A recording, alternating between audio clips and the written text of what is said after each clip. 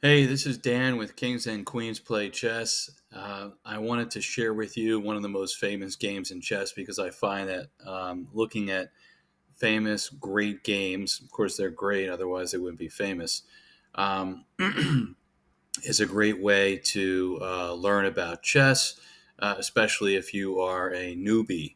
So, if you know about the Opera House game and you know it's something you've seen many times, then probably you probably don't want to watch this video. But if you've never seen the Opera House game and you want to learn about how to play chess and a little bit more about chess history, then this is a great video for you. Um, this game was played between Paul Morphy and the Duke of Brunswick and Count Isouard. So he was actually playing two noblemen. It was two against one. The reason it's called the Opera House game is because it was played in an opera house in Paris. The opera not Nora, Norma was playing. And Paul Morphy was first of all, American champion. He was a world champion, and he was an opera fan. Morphy had a photographic memory. He was a lawyer, and he memorized the entire state of Louisiana legal code.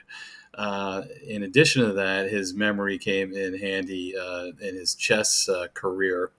When he played simultaneous exhibitions, he played 15 to 20 people at one time.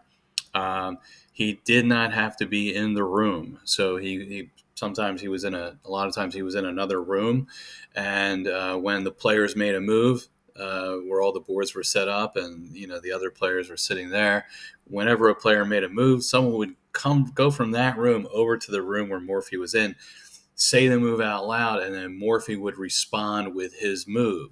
So he was able to play 15 to 20 people at once without looking at the boards at all the entire game. So, I mean, trying to compete with that. Anyway, what happened is when the Duke and Count challenged him to challenged him to the game, he said, "I have tickets to the opera that night," and they said, "Oh, that's okay because we have a box at the opera, and you can be our guest there, and you could also play us in chess." And he said, "That's fine as long as I don't have to." Look at the game. I just want to focus on the opera. And they said, no way. You're going to have to look at the game. All right. When we win, we don't want you to have any, kind of excuse that you weren't looking at the game. You were watching the opera. Forget it. So um, at the opera house, they started playing the game, and apparently the box where they were seated, their special balcony box seat, was so close to the stage that the singers in the opera were getting interested in what was going on in the box, and they were looking at the chess game whenever they could. And of course, the Duke and the Count of Morphy were paying some attention to the opera, but mostly to the game, especially the Duke and Count. They were amateur players. So, without further ado, here is their game. Morphy is playing white, and he moves e4. So, if you are a beginner to chess, e4 is a very common move, extremely common, maybe the most common move in chess for the opening. And the whole idea behind e4 opening is to gain control of this center area. This is your prime real estate. In chess, if you control the center of the board, it basically means that you have a much greater ability of launching a successful attack against your opponent. So that's why players are always vying for the center in the beginning of the game. The Duke and the Count, they play excuse me, they play e5. So Paul Morphy right away plays knight f3. This is a very common position. If you're new to chess, the knight goes out to f3. First of all, it's going toward the center of the board, right? And then also it's putting pressure right away, attacking that pawn in the center. This gives Morphy the initiative because the Duke and the Count, basically initiative means you have control of the game. He has more control of the game right now because he's dictating to them that they need to pay attention to that pawn or they're going to lose it. So they can't just do whatever they want. They really have to think about protecting that pawn. Um, so as I was going to say, if you're new to the game, you wouldn't move the knight out to the edge because a knight on the edge, a knight on h3, would only have 4 squares to move to. One of them being back to the original square, which would just be setting up the board again and pointless. But potentially, 4 squares to move to. One here, one here, one here, one here. However, a knight on f3, as it moves closer toward the center of the board, that knight on f3 has 8 squares it can move to. So whenever you're giving your pieces more range to move, more mobility, it's always better. So let's get back to the game. It is the Duke and the Count's turn. They play d6, pawn to d6, and that is called the Philidor's defense. And basically, in just simple terms, they build a pawn chain here, each pawn defending the other. It also allows the bishop to get out on the next move, and the bishop will come here to g4 because it's going to pin the knight against the queen. What does a pin mean? Well, it basically means it's holding the knight down against the queen. So if the knight were to move, if Morphy were silly enough to move his knight, he would lose his most valuable piece, the queen. The bishop would just swipe down and take it. So the pin is very valuable because it, while the knight was, helping to control the center, when the bishop pins it to the queen, it controls the mobility of the knight and makes it weaker. Okay. So it is now Morphy's turn. He pushes the pawn d2 to d4 toward the center. The Duke and the Count could take, but they don't. If they did, Morphy would just take back with knight or take back with queen. So what happens after this? The Duke and the Count bring their bishop out, as I said, pinning the knight against the queen. And now Morphy just goes ahead and swipes the center pawn on e5. And this is an interesting position. The Duke and the Count could go ahead and just take that pawn back. But if they did, White's queen would take Black's queen, most likely. And then the king would take back. At that point, since the king moves, it would no longer be able to castle during the entire game. It wouldn't be able to castle. So once your king moves, it can no longer castle. That would be a bad thing. Not only that, but once queen takes queen and king moves over to d8 to recapture the queen, then this knight would be free to attack that center pawn, pressure the bishop, and pressure this pawn on f7 at the same time. And so, White would be in a decent spot here. The Duke and the Count don't want to recapture. They don't want to go through this scenario. So what they do instead is bishop takes knight. This obviously is attacking the queen, but the queen it's White's turn, so he can just take. Typically speaking, you wouldn't want to recapture with pawn here. The reason for that is in the future, you probably want to, or you might want to castle kingside, right, once the bishop develops.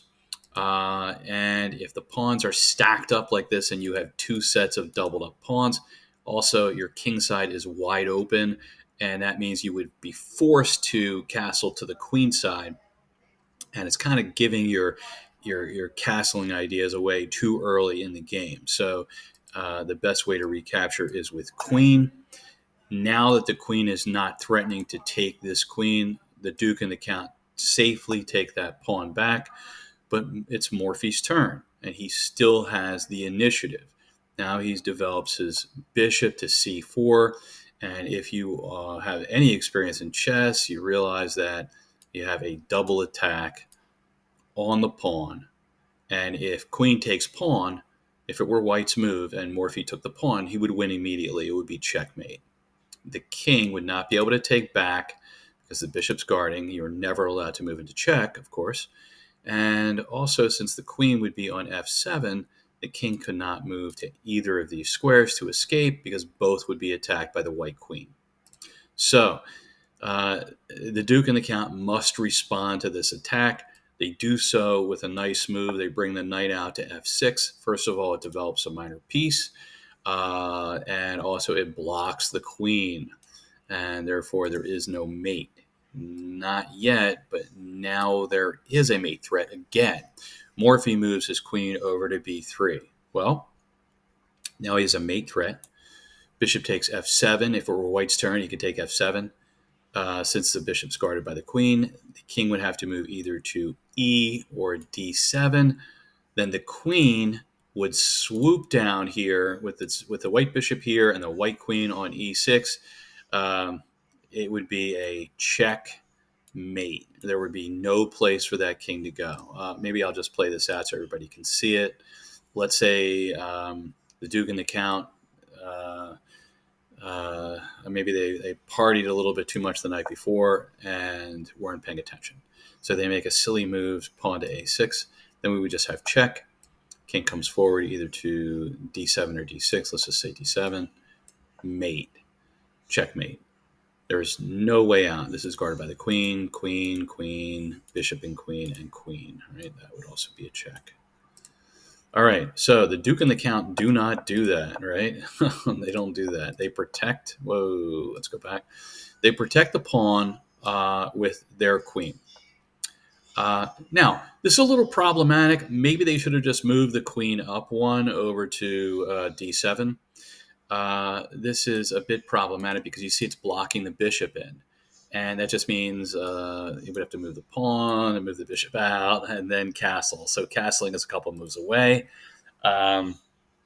However, white is in a much better position, and that position is going to improve because now it is white's turn. So Morphy brings, by the way, here's the other attack. It's actually a double attack. So there was a threat here and also a threat here. And Morphy does not take, right? He could be bothered by kind of loosening, giving up his this battery of pieces, aiming down at f7, and he could just go ahead and take the pawn on b7, right? But if he does that, what would happen is this: queen would come out, and there are three ways out of check. You can block the check either with a knight. Knight, pawn, let me take that back, or bishop right here. It could block the check. That means the attack on the king, right? So the problem is that if you block it, or if you just say move the king out of check, you can't castle out of check, by the way. That's illegal in chess. So the problem is here, if you just block it, then black queen takes white queen and the game's practically over, right? So Morphy's not going to give up his queen for nothing. Since he's in check, he would have to, the best move would be to take. And then black, that would allow black to develop the bishop. And at that point, Morphy could block with probably with pawn, right? And then the bishop would relocate. I think that would occur. However, Morphy doesn't do all that, right? And it's not worth the pawn on b7, not yet anyway. So instead, he develops his knight. And why does he do that now? Well, it's actually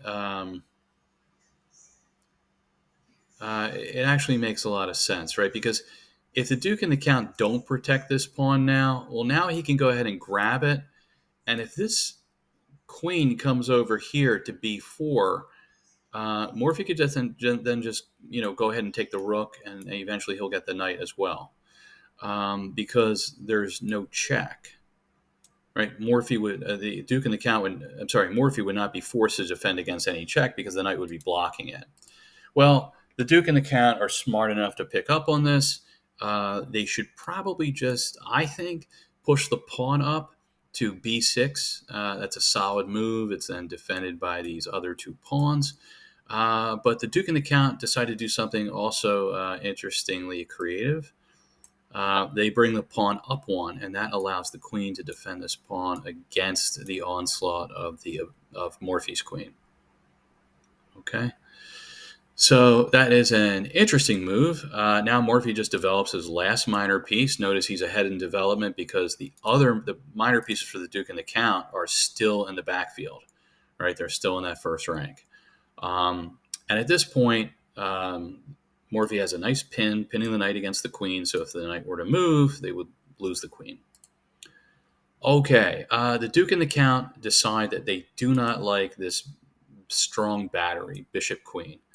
And so they want to put pressure on the bishop and try and force it out of there. But at this point, this is really a bad move, right? And Morphy is going to do something here called sacrificing the exchange. If you're not familiar with sacrificing the exchange, you will be after I'm finished talking about it. All it means is that Morphy is going to go down in terms of points. You can see these two pawns; each one's worth a point, so that would be 2 points. Morphy is so far ahead in development, right? I mean, it's going to be hard to castle queenside. That queenside is wide open, and it would be easily attacked. The other issue is that castling kingside is, as I said, at least a couple of moves away. It would be on the third move. He has to get that bishop out first. Morphy's ready to castle either way. His whole back rank is cleared. It's just king and rooks. So what Morphy does is, since he's so ahead in development, he gives up a 3-point knight, right? Because knights and bishops are worth around 3. They're worth 3, actually. And the Duke and the Count take back, and then Morphy recaptures. So he gives up a 3-point piece for the pawns, which together are worth 2 points. But look at his amazing position. He's just checked the king with the bishop. He's pinning the knight against the queen. His bishops are incredibly active. By comparison, look at the Duke and the Count's minor pieces. One's trapped here. The knight's over here has not too many places to move. I mean, if it moves here or here to either of these spots, here or here, the bishop would just take it. He can move here, and that's what he ends up. They can move here. That's what they end up doing because it blocks the attack. Some of you might be interested in this, especially if you're a beginner. You could say, well, why does it? Maybe the king just moves over one. Let's see what happens when he does that. The king moves over one, and then Morphy would go ahead and do a queenside castle, moving the king to c1. Always when you castle, move the king first. Otherwise, a tournament director or the computer will mistake it for a rook move, and you'll end up in a really awkward position with your king stuck in the center of the board. So here is a queenside castle, and right away, the Duke and the Count would be in check right away. And now, their queenside's wide open. They're under attack. Morphy has, his pieces in place to really hone down on this position and ruin the Duke and the Count. So that's why. That's the main reason you wouldn't just slide the king over. So he's in check. They're in check. They block with the knight. Knight moves to d7, and it blocks the attack of the bishop. Now Morphy just goes ahead and does that nice little queenside castle. And instead of having one piece attacking the knight, he has 2. The Duke and the Count are unable to castle. The bishop is still trapped in the back rank. The whole queenside is wide open. So the Duke and the Count decide it's probably I don't know, it might be the best thing they could do. There's probably, maybe there's one, at least maybe one better move. I don't know, but I think it might actually be the very best thing they can do is to just add extra defense to that knight. Because if bishop does capture, you don't want to have to recapture. You can't capture with king, right? Let me just clear that off. You wouldn't be able to capture with king because the rook is right there. You'd be moving into check. If you capture with queen, rook would take queen, and either the game at that point would most likely be over. 9 chances out of 10, that would be the end of the game. However, the knight defending does seem to help out a little bit.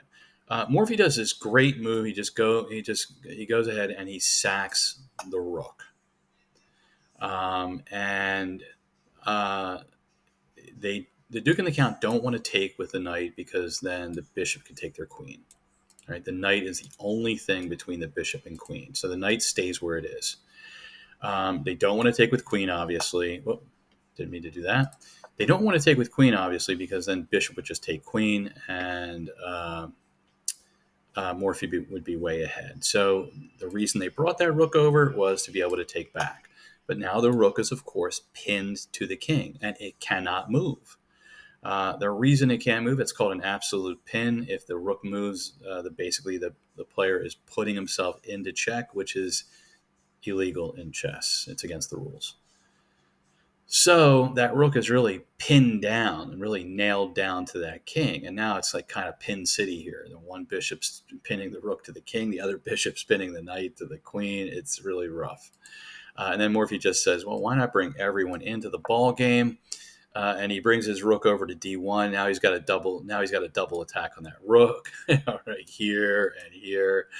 And it's still looking kind of nasty. So the Duke and the Count make a pretty interesting move. They bring their queen up, offering a queen trade, right? They're hoping probably that, white will go ahead and take the queen. Pawn takes back. This will hopefully allow them to get their bishop out and then make a castling move. But that is very hopeful, wishful thinking. Morphy is not going to allow any time for them to do anything like that. So what Morphy does here is, and by the way, the queen move allows the knight, since there's no pin anymore, the queen's not there. Right, the queen moved from e7. So there's no pin anymore. So if, let's say, bishop takes rook, knight can just slide back and take the rook back and does not have to worry about the pin anymore. So, needless to say, or maybe it is necessary to say, Morphy just goes ahead and takes the rook. Bishop takes, and now you see that he can't just go ahead and take the queen, for instance, because he's in check. Right? If you're in check, you have to get out of check. Well, the reason he moved that knight back, right? The reason he moved that queen up is so that the knight would be able to come over and grab the bishop, which he does, right? And that looks lovely. So it's white to move. Morphy does not take the queen of the Duke and Count. Instead, he makes a really crazy move, and I am going to give you a little bit of time to take a look at the board. A few seconds. If you haven't seen this game before, or you're not experienced in chess, then this move would be very difficult to see. One thing to note is that players in Morphy's time, especially in that time, they like to finish with a flourish and make some type of an incredibly beautiful, exquisite move in order to win. Right? It wasn't enough just to win, but you had to make it look pretty. So it is Morphy's turn, and he makes this crazy good move that might be hard to understand at first. Queen to b8, and of course that is check. Now, you might also think, was Morphy really the world champion? Didn't he just give up his queen to the knight? Right? That knight can just, go back 2 and then 1 and snag the queen, right? Just like that. And in fact, it's the move that Morphy makes to b8 is called a forcing move, because there is no other move. Black can't just say, okay, I'm going to move my bishop or I'll move my queen. He's in check. The only way out of check is to take the queen. It's forced. That's why it's a forcing move. So the Duke and the Count take the queen, and then Morphy wins. And you may see it. I'll just give you a second to look at it, but not as long as for the last move. The winning move is, of course, d8. And you can see the king is in check. The king cannot take the rook because the rook is defended by the bishop. The king obviously cannot move to d7 because the rook, is guarding that square. The king cannot move up because the bishop is attacking that square. That's e7. So that is the famous Opera House game. If you haven't seen it before, I hope you really enjoyed this. It's a game absolutely worth memorizing, and it's a really interesting game for reviewing chess principles and ideas. I hope you enjoyed it. This is, again, Dan from kingsandqueensplaychess.com. If you're interested in chess lessons, just DM me, and I'll get back to you shortly. And if you're interested in playing in tournaments, also just let me know. Give me your, DM me your email, and I'll put you on an email list and send you information about upcoming tournaments. Okay. Have a great day. All right. Thanks for listening.